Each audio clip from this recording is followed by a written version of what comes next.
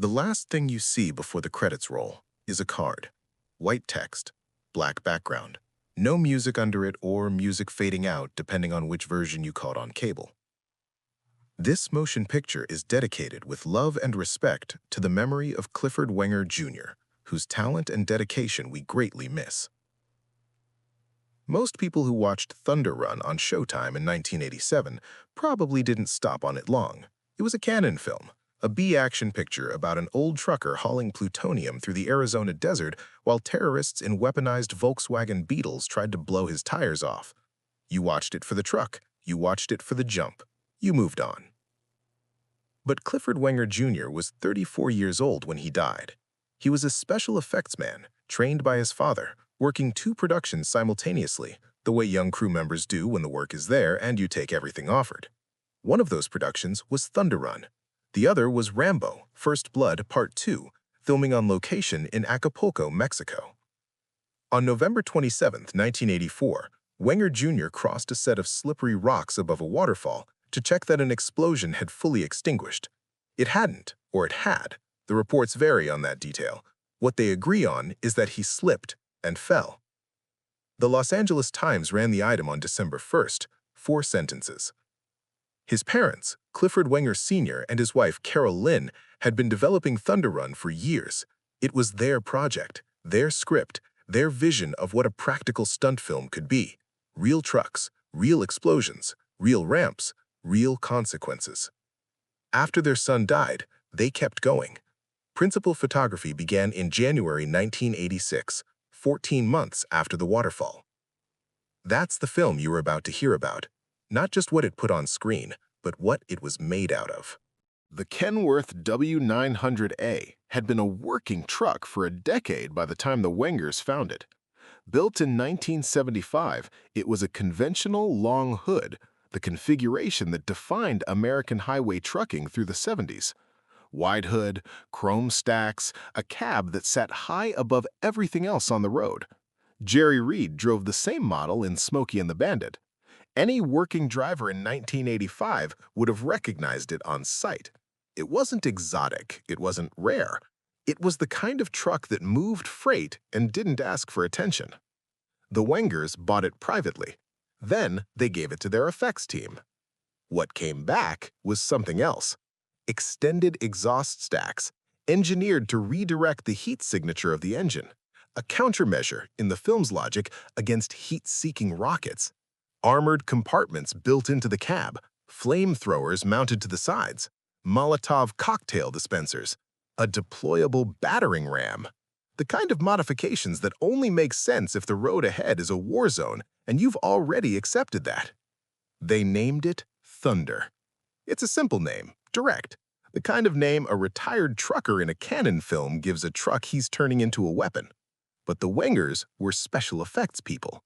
They understood what things meant beyond what they showed.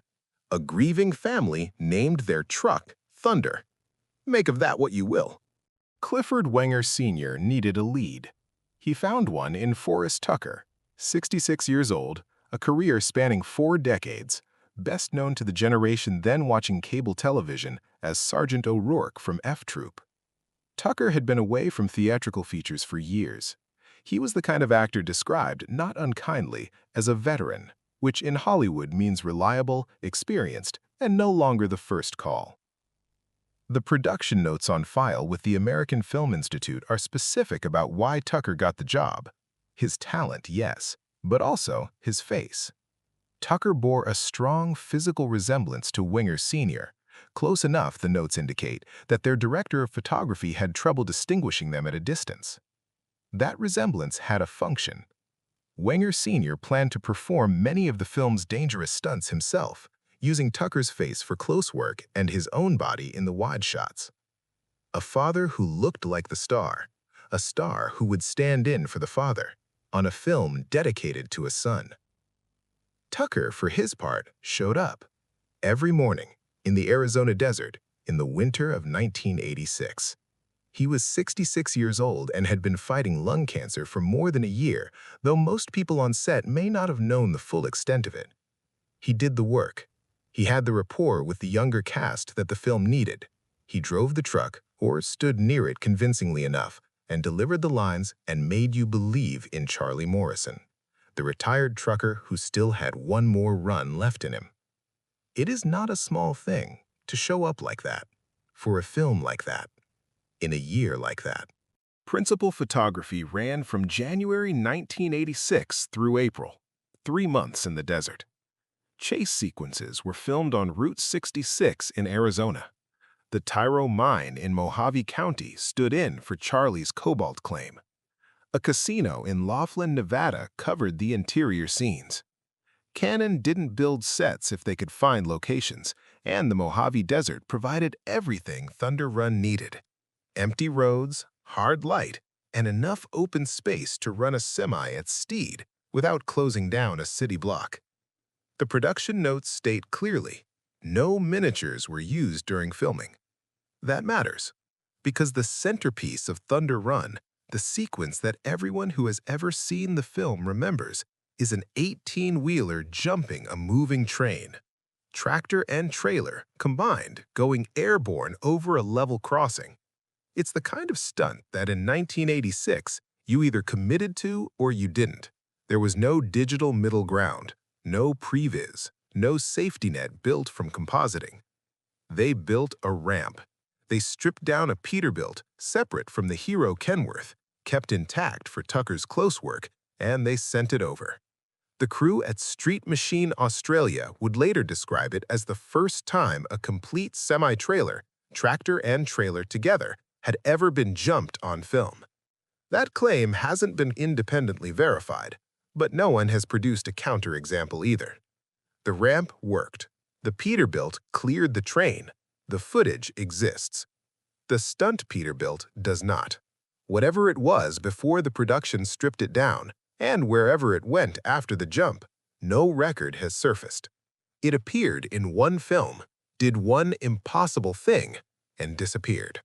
Thunder Run opened May 30th, 1986, the same month as Top Gun, the same month as Cobra. It was a crowded summer for action, and Canon's plutonium trucker didn't have the marketing weight to compete. The film passed through theaters quickly, found its way onto Showtime and the Movie Channel, and built the small, loyal audience that B-pictures build when cable gives them enough rotations. Forrest Tucker had married Sheila Forbes 6 weeks earlier, on April 15th, his 4th marriage. He was 67 years old, and the cancer had been progressing for more than a year. On August 21, 1986, Tucker collapsed on his way to a ceremony at which he was to receive his star on the Hollywood Walk of Fame. It was his 2nd hospitalization in a week. He never made it to the ceremony. He died October 25, 1986, lung cancer and emphysema. He was 67. The film he'd made in the Arizona desert for a family grieving their son had now become the last theatrical film Forrest Tucker completed before his own death. He would receive 2 more credits posthumously, a TV movie, a low-budget comedy, but Thunder Run was the last time he walked onto a set and played a lead and drove a truck into the desert and meant it. Clifford Wenger Jr. died in November 1984. Thunder Run was released in May 1986. Forrest Tucker died in October 1986. No one designed that calendar. It assembled itself the way grief does, event by event, each one arriving on its own schedule, none of them asking permission. In the film's final act, Charlie abandons Thunder. The truck is damaged, spent from 200 miles of flamethrowers and rocket fire, and a train crossing it had no business surviving. Charlie and his grandson climb out, transfer to a Chevy pickup, and keep moving.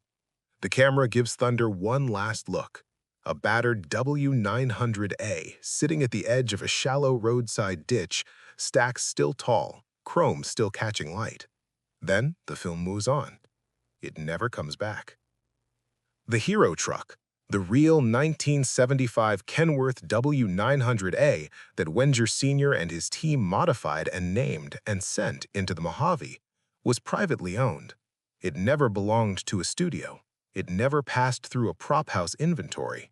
When production wrapped in April 1986, it went back to whoever held the title, At some point after that, according to the only account that exists, it was destroyed.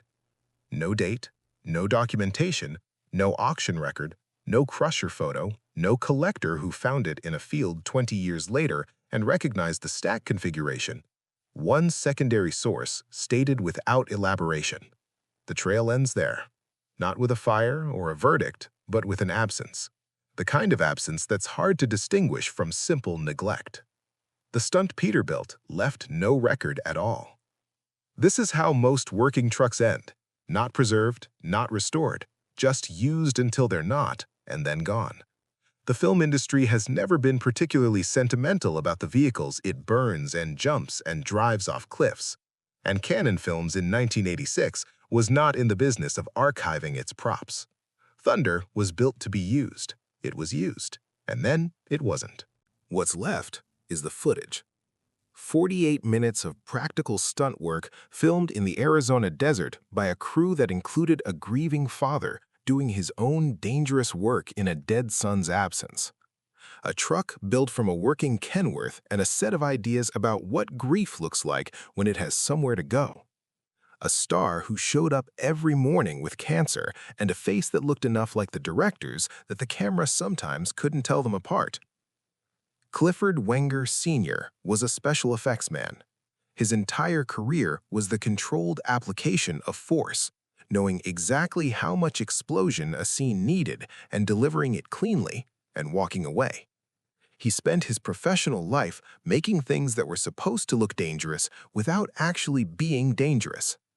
And then something actually dangerous happened, on a waterfall in Mexico, on a set he wasn't running. He couldn't control that, so he went back to what he could control.